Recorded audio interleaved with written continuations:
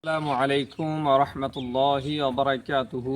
শ্রদ্ধেয় শ্রোতাবৃন্দ, আজকে আমি আপনাদের সম্মুখে দাঁড়িয়েছি এই মাসে যে মাসটি আমরা অতিবাহিত করছি সেই মাসটি হচ্ছে রাজাবুল মুরাজ্জাব।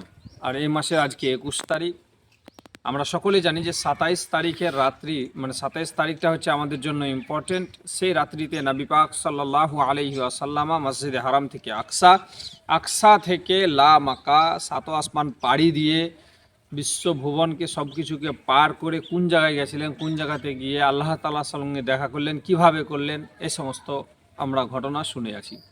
তো আজ আমি আপনাদেরকে এর যে বেসিক একটি কথা, সেটি হচ্ছে ইসরা আর মেরাজ। ইসরা কোরআন পাক এর মধ্যে এসেছে, আপনারা সকলেই জানেন সুবহানাল্লাযী আসরা বিআবদিহি।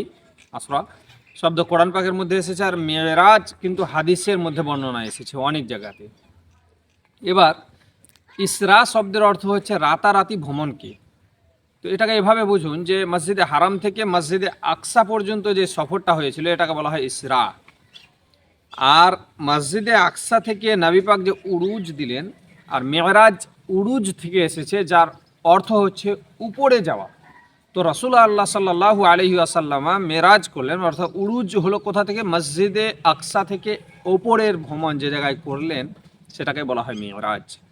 তো আমরা বুঝতে পারলাম যে ইসরা এবং মেরাজ এই দুটি জিনিস শব্দ আলাদা, অর্থ আলাদা, এবং এই দুটি অর্থ আলাদাই বহন করছে। রাসূলুল্লাহ সাল্লাল্লাহু আলাইহি ওয়াসাল্লাম মেরাজ করেছিলেন, আর সরাসরি আল্লাহ তাবারক ওয়া তাআলাকে চামড়ার চক্ষু দিয়ে দর্শন করেছিলেন সশরীরে, এবং কোনো স্বপ্নের মাধ্যমে ছিল না।